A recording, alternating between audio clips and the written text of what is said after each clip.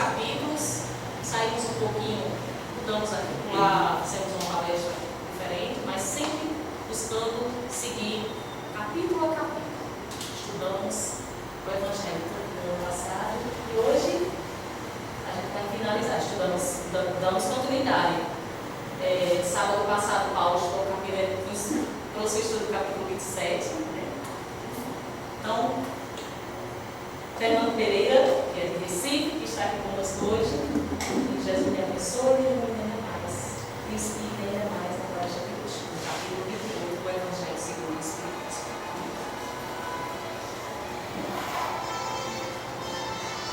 Estejamos todos em paz. Apesar da nossa dizer que a gente está retornando, eu não saí daqui. Não é naquele necessário, né? Todos falam isso.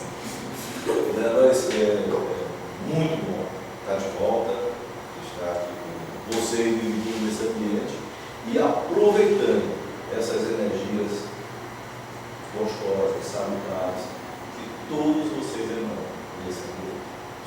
E que faz com que os benfeitores espirituais aproveitem para diluir com aqueles espíritos que estão mais necessitados. Porque, meus irmãos e minhas irmãs, indistintamente, todos nós temos o coração sensível ao bem. E é por essa vontade de fazer o bem que nós estamos aprendendo a evoluir. E Nag disse para a gente conversar sobre esse capítulo 28, imposição, capítulo 28, imposição.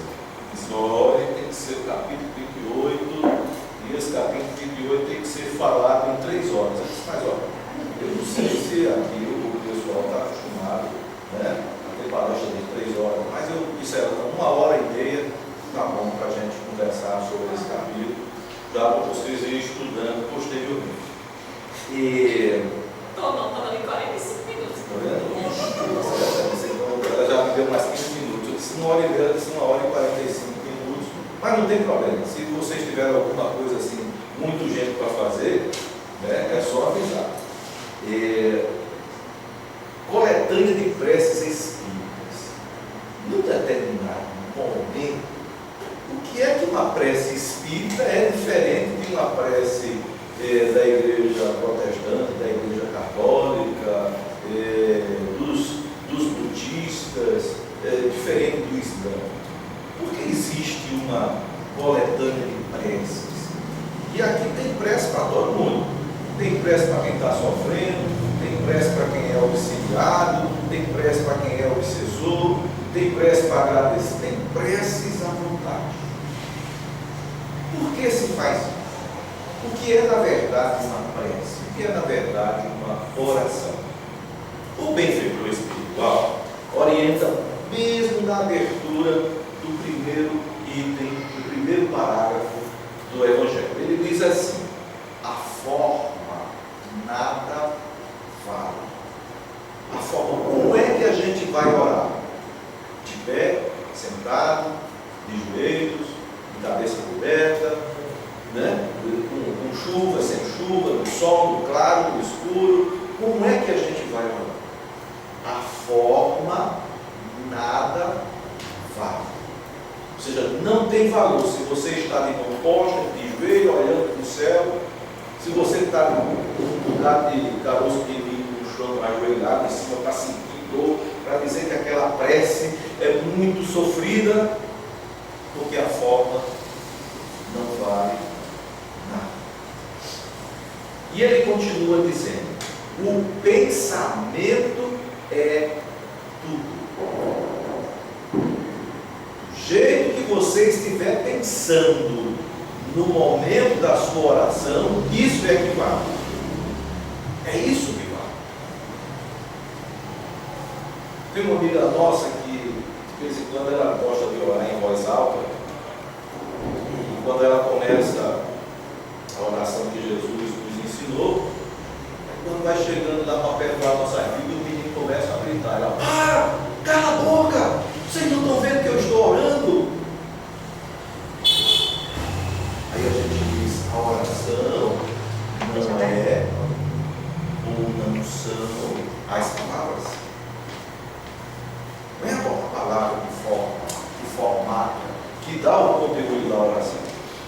Diz o benfeitor espiritual que o pensamento é tudo. Porque o pensamento ele não tem linguagem.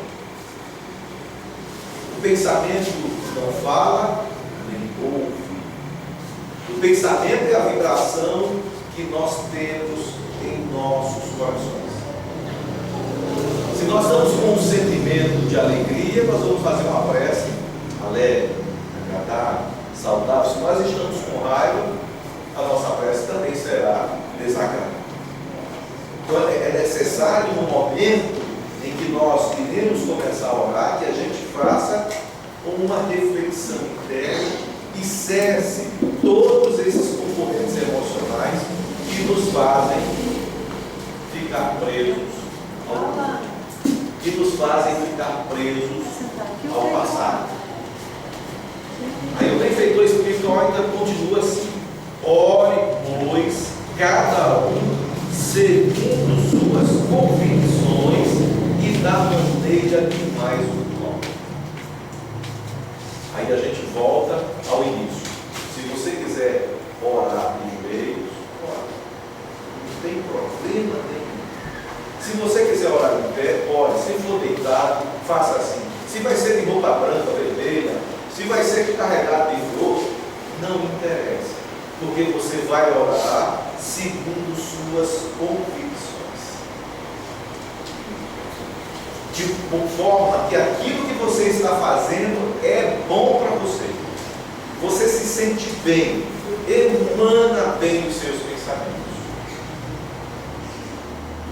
E as convicções podem ser protestante, católico, budista, islamita, new age, ateu, pode ser o que for, espírita, porque a convicção de cada um deve me fazer bem.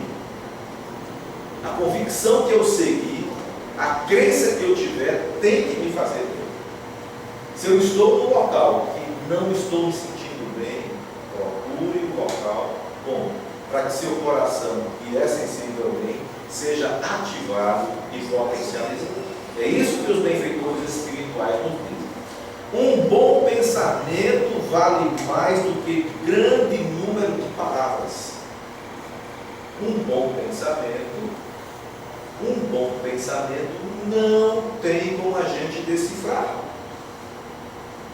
Quando você vai decifrar, você vai comunicar, vai dizer em palavras. Um ato bom, um ato caridoso, praticar caridade, não tem palavras para decifrar. Quando nós estamos nos sentindo bem, não tem jeito de a gente dizer. A gente pode até dizer, é parecido, né? É parecido com isso, olha, parece com aquilo, é semelhante a essa, mas não tem como a gente descrever. Ora, se não tem como descrever, se é através do pensamento que a gente deve realizar a prece, por que a gente fala? A nossa irmã, inicialmente, falou a prece que Jesus nos ensinou. Ensinou a todos. Não é verdade? Mas ela não falou. E por que ela fez isso? Porque quando nós estamos orando em conjunto, é necessário que todos nós foquemos a nossa atenção em uma prece única. Porque se um bom pensamento torna agradável a minha redondeza, imagine 30 bons pensamentos, 40 bons pensamentos. A quantidade de pensamento bom naquele momento, seguindo um único caminho, focando uma única luz, ela vai ganhar com maior intensidade. Por isso que coletivamente alguém precisa comunicar. Mas para que essa prece comunicada tenha um potencial maior, é imperativo que aqueles que a escutem sigam as suas vibrações e estejam sensibilizados por bons pensamentos. Imagina só na hora que a nossa irmã está fazendo a prece, cada um da gente faz uma prece sozinho. Então, o valor da coletividade, o potencial da coletividade naquela prece vai se perder. Ou enquanto a irmã está fazendo a prece, eu estou pensando, mas será que quando eu fechei a geladeira a luz apagou? Não é? Quando a gente fecha a geladeira, a luz apaga ou fica acesa? Ou eu acho que eu deixei o ferro, né? Eu deixei o ferro ligado, meu Deus. Não adianta. Nem participou da prece, nem contribuiu com a vibração para que a prece se tornasse mais potencializada, mais agradável para aqueles necessitados, e nem aproveitei. Porque, como diz o benfeitor, a forma da vale, o pensamento é tudo. Então, naquele instante, a sua prece foi: será que eu deixei o ferro elétrico ligado? Deixar o ferro elétrico ligado faz um bom pensamento. Se deixar o ferro elétrico ligado, vai aumentar o consumo de energia no final do mês, e você paga por isso. Não é? Entende? Aí, nós, naquele instante, desequilibramos. Por isso que a prece em conjunto, ela deve ser seguida pelo pensamento daquele que a emite. Como é que eu devo estar para fazer uma oração? Pensando bem, numa condição agradável. Numa condição agradável. E se eu estiver sofrendo, se o seu sofrimento for motivo de aprendizado, e naquele instante você se conscientizar do aprendizado necessário, o sofrimento naquele instante é bom e você estará também sensível ao bem. Está aprendendo. O processo de evolução ele acontece assim: a gente estuda para aprender, aprende para praticar, aprende para trabalhar e trabalha para evoluir. Não tem outra forma. Só sabe aquele que pratica. Quem não pratica o que aprende está estudando. Quem não pratica aquilo que recebeu como informação, não sabe. O saber é algo inerente àquele que pratica. Por isso que é difícil a gente trabalhar com a boa nova, com a boa notícia. Porque a gente ainda está estudando. A gente decorou. Somos, nesse momento, verdadeiros papagaios, né? Verdadeiros papagaios. O papagaio lá em casa, ele dá boa tarde, boa noite, bom dia, ele dá aquilo o nome das pessoas, mas ele não sabe o que está fazendo, ele está só repetindo. Às vezes a gente pede para o outro: olha, haja com caridade, faça caridade para o outro, e nós não fazemos. A gente não faz porque não sabe. O saber necessita compreensão. A compreensão vem do estudo. A compreensão é que leva o indivíduo a conformar o seu proceder. Eu tenho certeza que isso é bom, então eu não faço mais o que é ruim. Então eu conformei o meu proceder, que era ruim até então, para transformá-lo em algo. E isso é uma condição do indivíduo. É uma condição própria daquele que estudou e aprendeu. Pôs em prática e com certeza irá fazer a evolução. Né? No segundo parágrafo, Kardec diz assim: os espíritos jamais prescreveram qualquer fórmula absoluta de prece. Os espíritos jamais prescreveram. Então a gente vai olhar aqui em cada dessas coletâneas aqui e a gente vai dizer: então, mas para que serve uma prece para um feridor? Para que serve uma prece para um suicida que está descrita aí no Evangelho, se os espíritos não prescreveram nenhum modelo de prece que fosse absoluto?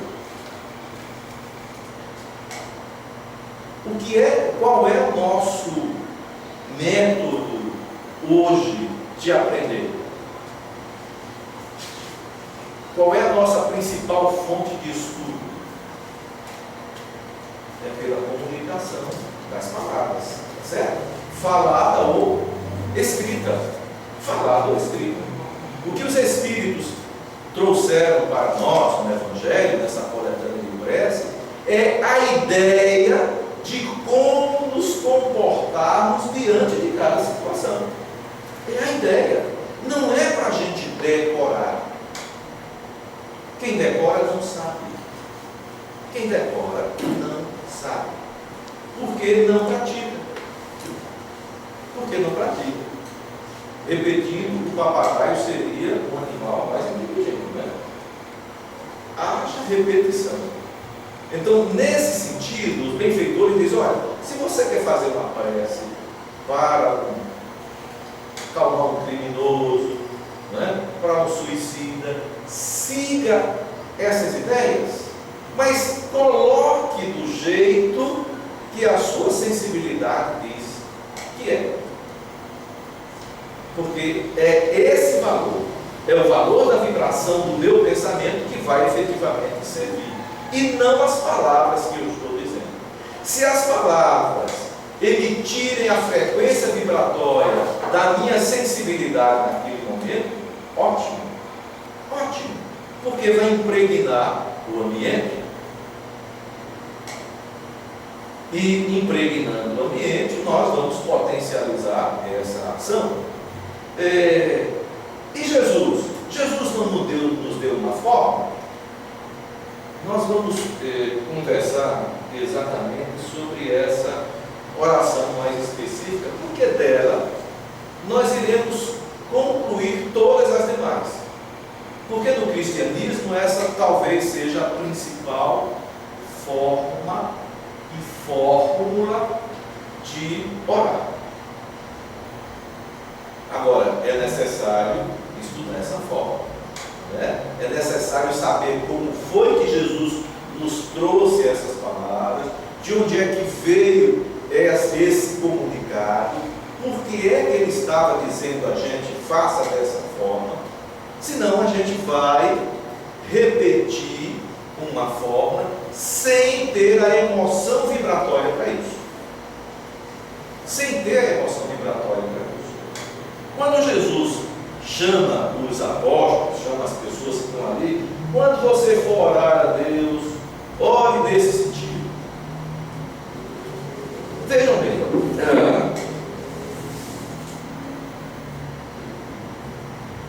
os judeus,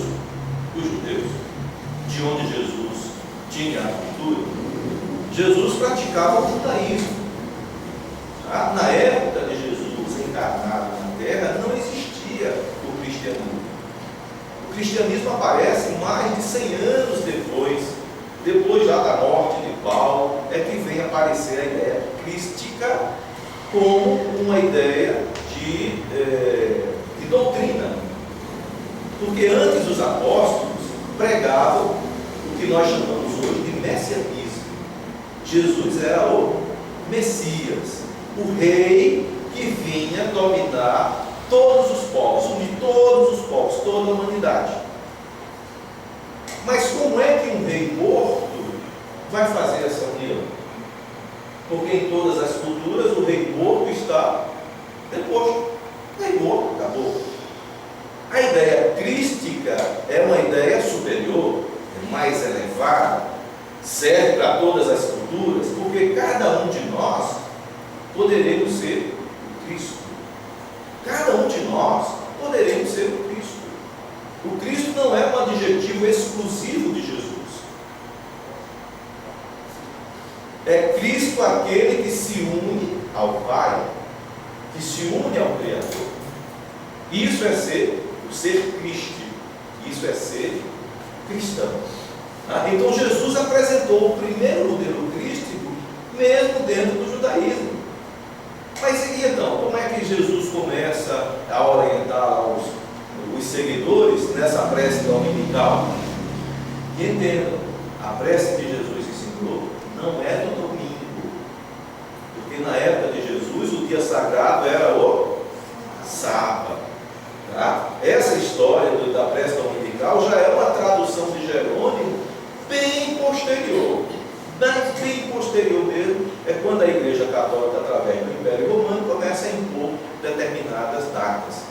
Não é? Então a gente tem que saber dessas nuances para a gente ter uma compreensão melhor, ser mais livre, estar mais liberto no nosso entendimento. Olha, quando Jesus diz assim, Pai nosso que estás no céu, não é? Santificado seja o vosso nome. De onde é que ele tira essas palavras?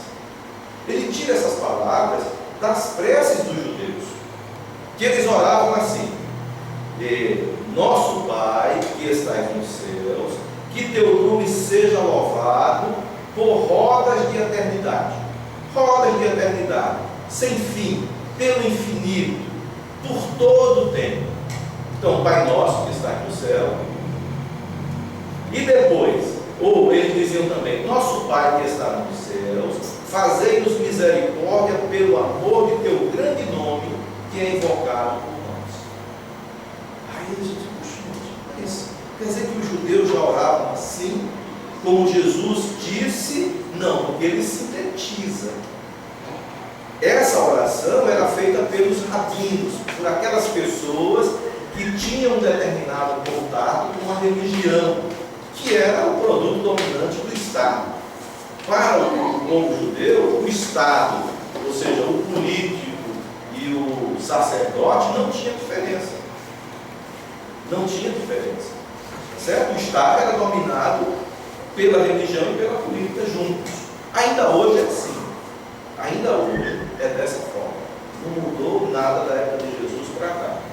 Só e nem o calendário, né? Porque o calendário judaico é diferente do calendário cristão.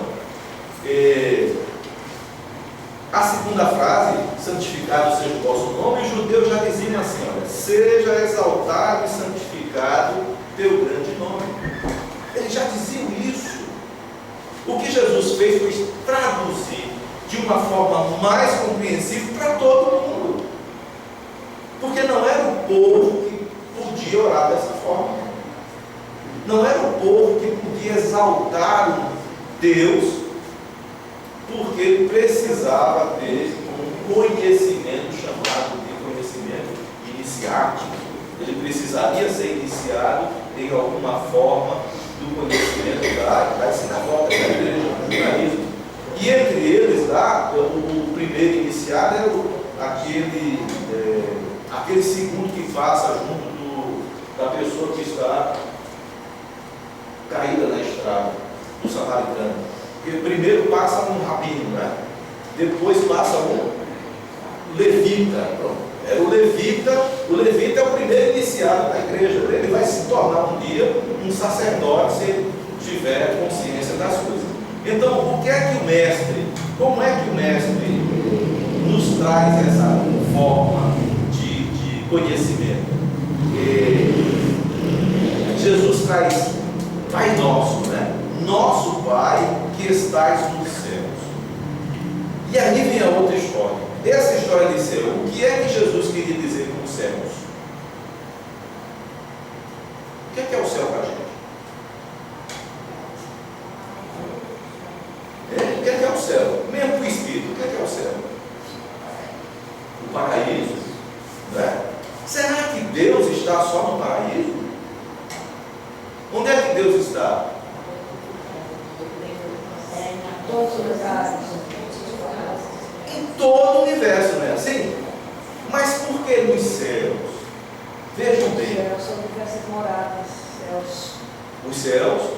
Os céus são diversas moradas. São diversas moradas, não é? Mas o céu mais específico é porque quem é que viu Deus?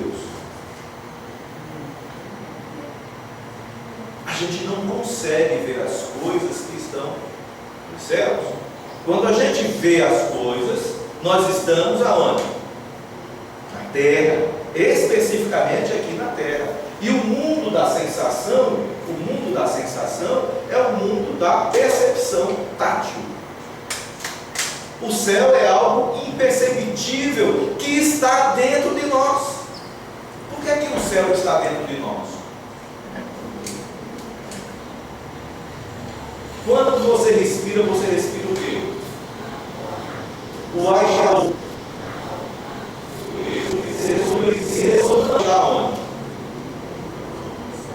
Tá? O ar está exatamente aí no céu. Porque o céu não é o firmamento, o céu não é o paraíso, o céu não é um lugar que está lá em cima.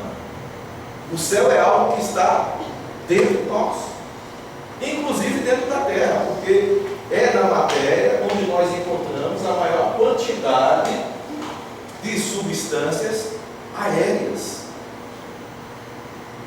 A matéria densa, ela não é completamente fechada, ela não é impenetrável. O ar, as substâncias, os átomos de menor capacidade ultrapassam a estrutura material e ali as rodeia. Por isso que Jesus diz que está nos céus, mas naquilo que nós respiramos. Então Deus está dentro de nós, né? O reino de Deus, que são os céus, está também dentro de nós. Então ele ensinava de uma forma do conhecido para o desconhecido. É a maneira que nós temos de aprender. Todas as coisas que nos envolvem é assim. Primeiro você tem que saber de alguma coisa, porque se você disser eu nada sei, nada irá aprender. O espírito, no processo de evolução, no estágio que nós nos encontramos, detém algum conhecimento. E é esse conhecimento que vai fazer as associações mentais, as associações de pensamento, para se aprender mais. Para se aprender mais. E à medida que nós vamos aprendendo, nós vamos aumentando o conhecimento, e é esse conhecimento que nos impede a trabalhar, que nos leva mais adiante. E a oração, a prece, é um desses momentos que nos leva à evolução. Porque é o primeiro instante que nós vamos reservarmos como espírito para o contato direto com a divindade. Quando nós oramos, nós devemos estar em contato direto com Deus. Esse é o princípio básico da oração. É aquele momento que é muito próprio nosso. É aquele momento que cada um de nós exala o melhor que tem e busca o que existe de melhor para estar junto conosco. Porque não adianta muito ver aquelas pessoas que oram, fazem orações assim muito cheios de si, com o coração vibrando muito, e diz: Senhor meu Deus, não está vendo esse vizinho aqui de mim? Tira ele daqui, porque eu já sou uma pessoa boa. Não é possível que fique atormentado por essa criatura. Morre ele para um lugar melhor. Não é? E quando a gente pede a Deus para uma pessoa ir para um lugar melhor, a gente está dizendo o quê? Vá com Deus, meu filho, né? Vá lá para o céu, vá logo. Morra logo. Isso é uma boa prece. Será que Deus atende essas coisas? Não é? Com certeza não, porque a nossa vibração não é a vibração amorosa da sensação de caridade que cada um da gente tem. Cada um da gente tem. É nesse momento da prece que nós vamos buscar no fundo da nossa alma o que de melhor a gente tem. Pode ser pequenininho, mas é bom. E é aí que nós começamos a entrar em contato com a superioridade das informações que permeiam o universo. E pouco a pouco a nossa luz vai brilhando cada vez mais, aos poucos. Quando Jesus diz: venha a nós o teu reino, é a frase mais frequente entre os amigos, que diz assim: que o reino de Deus se manifeste ou apareça. Em todas as preces judaicas tem esse requisito, né? Que o reino de Deus se manifeste, que o reino de Deus esteja presente entre nós. Então, venha a nós o reino de Deus, que a gente possa vibrar cada vez mais nos momentos de nossas orações, com um potencial melhor a cada instante, para que esse reino continue, para que a gente possa fazer o bem para o outro, como a gente faz para a gente mesmo, para que a gente se desligue da personalidade. A personalidade, ela é perecível. A personalidade é perecível. Nós não somos o nome que a gente tem agora. E quem é daqui que se lembra qual era o nome que ele tinha antes de nascer? Se lembra não, Pepe? Não, cara, se lembra não? Então como é que a gente quer que agora seja tudo? Olha, não mexa com o meu nome não, porque não. Você nem sabe na verdade quem é, mas se começar a vibrar bem as emoções saudáveis do nosso interior, essas emoções saudáveis será comum para todo mundo. E vai ser independente do nome que nós temos agora. Independente do nome que a gente tem agora. E isso vai fazer com que a gente vá se descobrindo aos poucos. Isso vai fazer com que nós entendamos por que é que a gente diz nosso Pai. Nós estamos aqui. A irmã começou a orar e disse nosso Pai, ou Pai Nosso. E quando a gente estiver sozinho lá no quarto da gente, ou na nossa oração sozinho, como é que a gente vai dizer? A gente vai dizer meu Pai. É você, Deus. Você tem que entender que Deus é seu Pai, para você compreender que Ele é Pai de todos os outros. Senão, se a gente não entender que Deus é Pai, é Criador de todas as criaturas, a gente vai discriminar. Olha, isso daí não presta, aquilo dali não vale nada. Está vendo isso? Por que é que não tira esse pessoal daqui? Está vendo que está atrapalhando a nossa evolução? E na verdade, Deus é Criador de todas as coisas. E se eu não tiver no meu íntimo que todos nós, protestantes, católicos, budistas, islamistas, umbandistas, todos nós somos filhos de Deus, a gente vai sectarizar, vamos discriminar. E isso é extremamente complicado para a evolução. Muito complicado para a evolução. Lembram-se daquela passagem de Jesus ensinando aos apóstolos como é que devia se dirigir ao Pai, a Deus? E ele coloca nesse ensinamento as duas pessoas de piores qualidades, as duas classes sociais que eram as piores lá entre o povo de Israel, o fariseu e o publicano, não é? O fariseu e o publicano. Ninguém sabia quem era o pior. Geralmente o publicano era o pior. E Jesus sempre mostrava assim, de que por pior que a pessoa fosse, ela tinha algo de bom quando se comunicava com Deus, no momento da sua oração. O publicano, dando lá a sua oferenda, dizia: Senhor, está aqui, eu dou porque eu tenho mesmo. Não sou esse cabo aí, esse publicano aí, que isso vive roubando todo mundo, não presta para nada. E Jesus disse: olha, o publicano está fazendo uma oração melhor, mais atenciosa para com Deus do que com esse fariseu. Porque o publicano dizia: Senhor, tem piedade de mim. Eu sei que estou pecando, mas não tem jeito. Por que o publicano era ruim? Porque ele roubava as pessoas. Ele era o coletor de impostos. E quando ele fazia a coleta de impostos, ele não cobrava somente do Estado, não. Um pedacinho tinha para ele também. Quem é que não quer tirar vantagemzinha em algumas coisas? E Jesus está vendo aquilo ali, a oração que ele está fazendo, a vibração que ele está emitindo, vai ser recebida pelo Pai. Enquanto o outro está fazendo uma verdadeira ostentação. Então, Jesus tinha essa nuance de ensinamento, e nós, hoje, é que temos a capacidade de compreender o que é que o mestre dizia.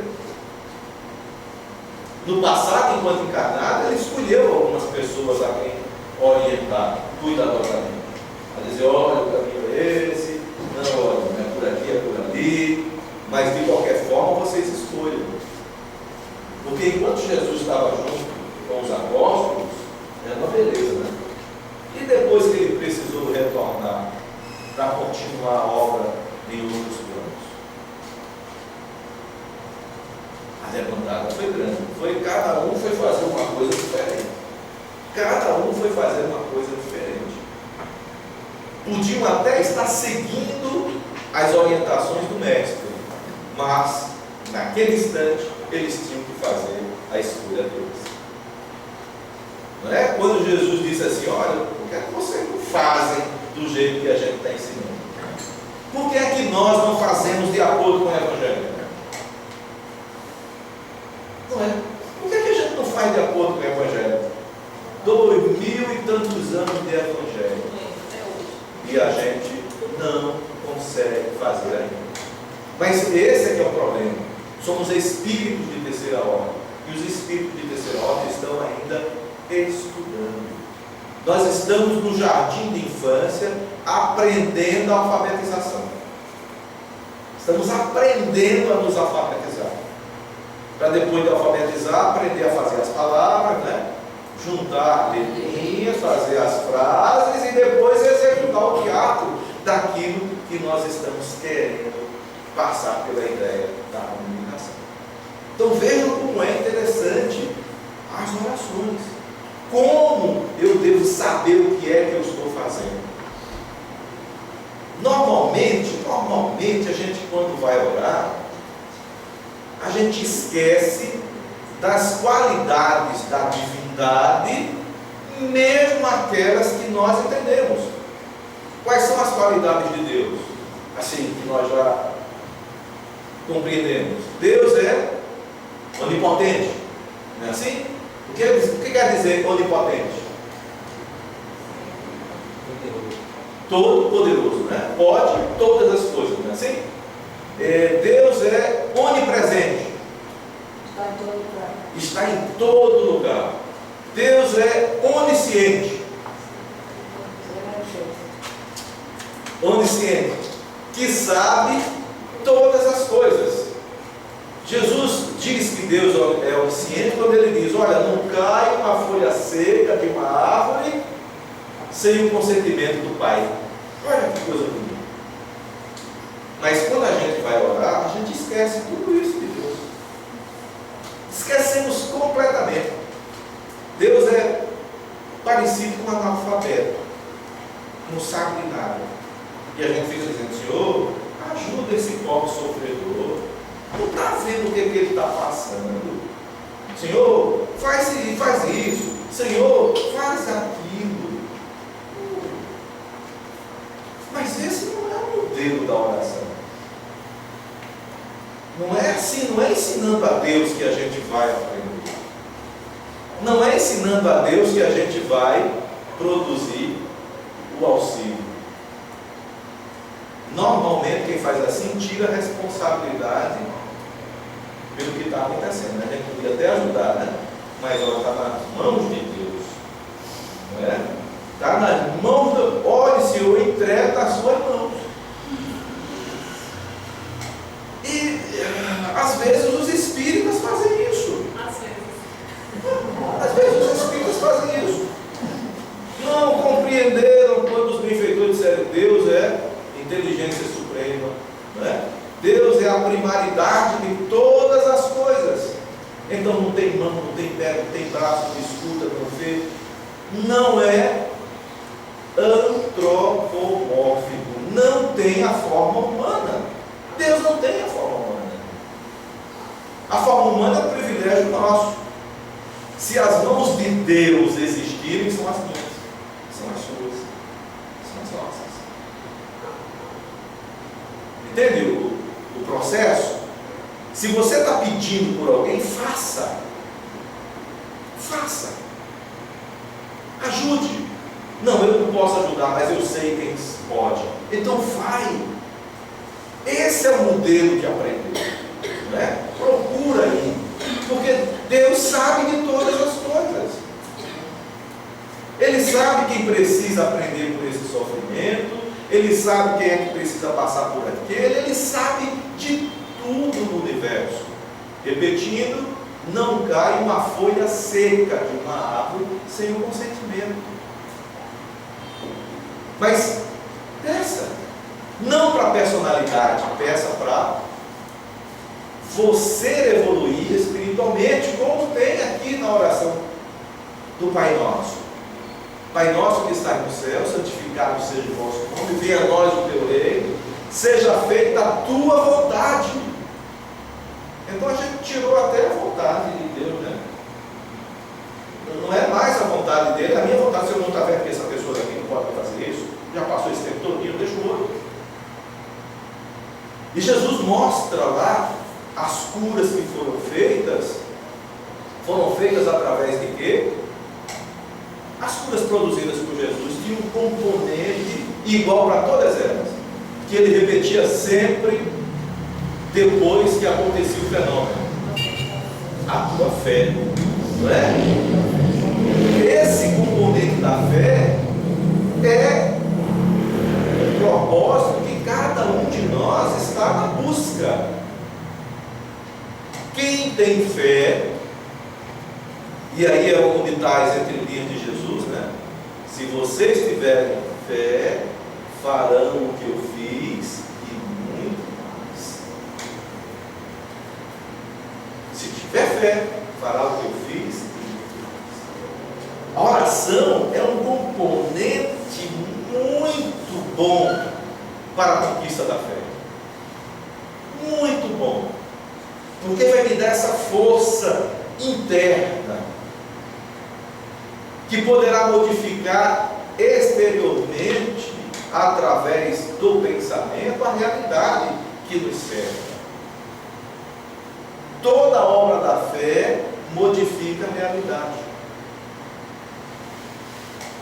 Quando Jesus diz assim: peça para obter, bata para abrir e procure para achar. Aí a gente pensa que está o sentido é exatamente esse, né? Aí a gente vai bater para ver se a porta se abre e vai procurar depois que a porta está aberta. Mas é exatamente o contrário, né? Procure, porque quando você encontrar, peça. E se estiver trancado, abra.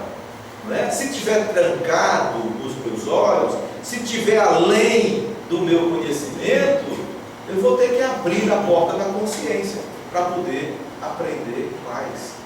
Consciência, a consciência que nos dá essa nuance de evolução. Depois ele diz assim: Pai nosso que está no céu, santificado seja o vosso nome, venha a nós o vosso reino, seja feita a tua vontade. E depois? O pão nosso de cada dia nos dai hoje, né? Olha, na verdade, a produção não é essa. Essa é uma interpretação que Jerônimo faz na hora que está traduzindo a Vulgata, né? Quanto tempo?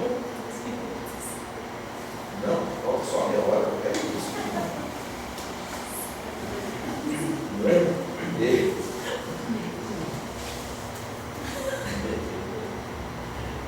Os judeus, eles oram assim, né? Não me deis pobreza nem riqueza, dai-me o pão necessário. Dai-me o pão necessário.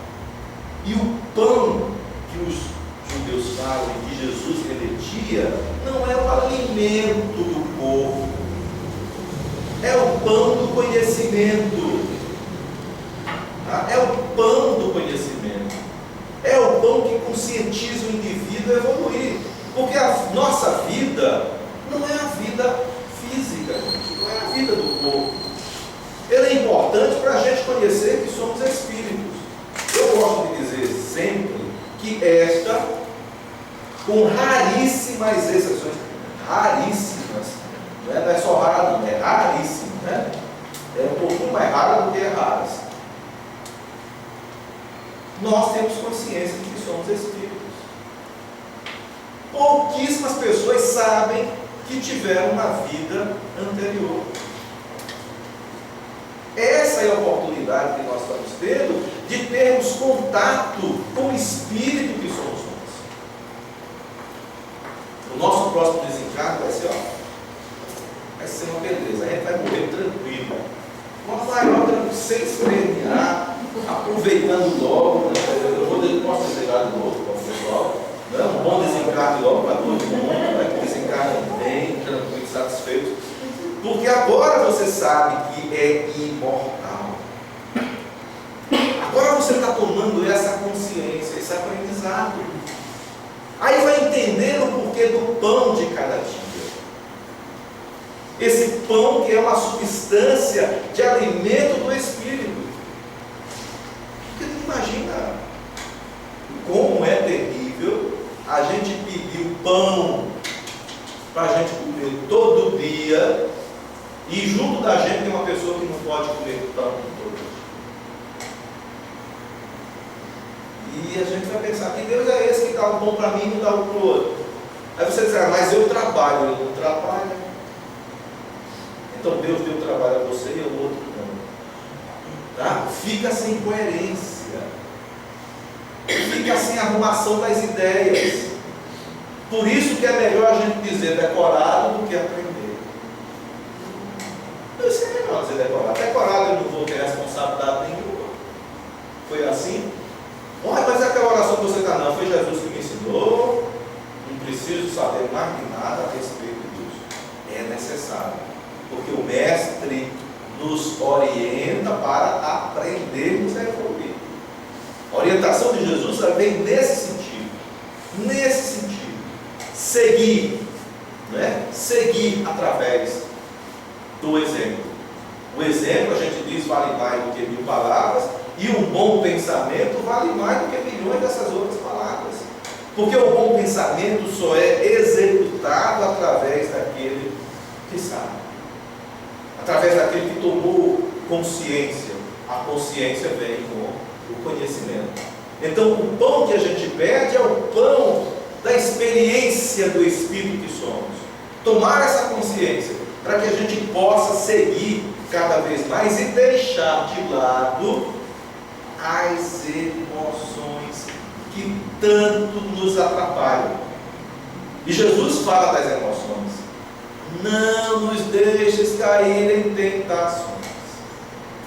Não é tentação, porque ele estava dizendo que era o Satanás que estava ali, o demônio, o capiroto, como é? Esse negócio todo não tem nada a ver com isso. As tentações somos nós que criamos através das emoções desequilibrantes que nós temos. Quando eu penso mal no outro, quando eu digo que o outro não presta, quando eu digo que o outro vale tudo menos aquilo, quando eu crio em meu derredor uma ambiência que me leva à tentação, me leva à raiva, me leva a ficar na personalidade egoísta, achando que eu sou melhor que os outros. É desse mal, é dessa tentação que Jesus diz, cuidado. Peça a Deus, porque Ele é essa força de livrar você desse componente emocional ruim. Porque, gente, a emoção não é ruim. A emoção é boa, a emoção é uma coisa boa. É através da compreensão da emoção que a gente, pouco a pouco, vai se libertando do automatismo. Se libertando do automatismo, dos condicionamentos, tá? Aquela inteligência ruim que vem lá de trás. Essa emoção realmente ela não é boa. A emoção que nós temos agora, essa emoção da gente poder ficar alegre, ser triste, né? Poder ajudar, essa emoção ela é excelente. Vai nos libertando das condições, dos condicionamentos anteriores, do automatismo anterior. é dessa tentação que Jesus nos chama a atenção. Para que quando a gente emitir um pensamento sobre alguém, emita dizendo que é seu irmão. E melhor ainda, toda vez que eu emitir um pensamento para alguém, esse pensamento vai ser bom ou mal dentro de mim. Não é dentro do outro, não.